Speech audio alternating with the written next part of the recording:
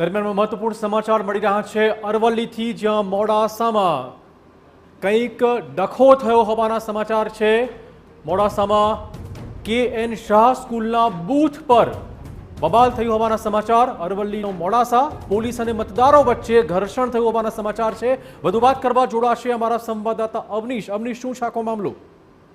ચિરાગ, વાત કરવામાં આવે તો સવારે જ્યારે મતદાન મથક ઉપર મતદાન ચાલી રહ્યું હતું તે દરમિયાન કેટલાક જે શખ્સો આવતા હતા તેને લઈને આક્ષેપો શરૂ કરવામાં આવ્યા હતા કે આ જે શખ્સો છે કેટલાક ચોક્કસ પ્રકારના પક્ષના નિશાન સાથે અંદર બૂથમાં પ્રવેશ કરી રહ્યા છે અને જે રીતે પ્રવેશ કરે છે તેની સામે વાંધો ઉઠાવવામાં આવ્યો હતો અને જેને લઈને ઘર્ષણ શરૂ થયું હતું। વાત જો કે સામાન્ય હતી, પરંતુ જે પ્રકારે ઘર્ષણ થયું તે આગળ વધતા પોલીસ સાથેનું ઘર્ષણ સર્જાયું હતું અને તે પ્રકારના વિડીયો જે છે તે સામે આવવા લાગ્યા હતા। પોલીસ સ્થાનિક જે હતી તે સ્થળ ઉપર પહોંચી હતી, મતદાન મથક પર પહોંચી હતી અને મામલો થાળે પાડવા માટેનો પ્રયાસ કર્યો તો હાલ શાંતિપૂર્ણ રીતે મતદાન પ્રક્રિયા જે છે તે ચાલી રહી છે। આ ઉપરાંત મોડાસા અને અરવલ્લી જિલ્લામાં પણ શાંતિપૂર્વક રીતે મતદાન ચાલી રહ્યું છે।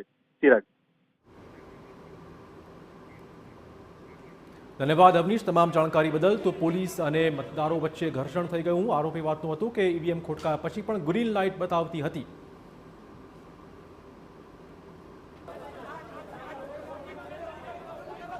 મોડાસાની KN શાહ સ્કૂલનો આ બનાવ છે। એક બૂથ પર આ રીતે ઘર્ષણ થયું છે।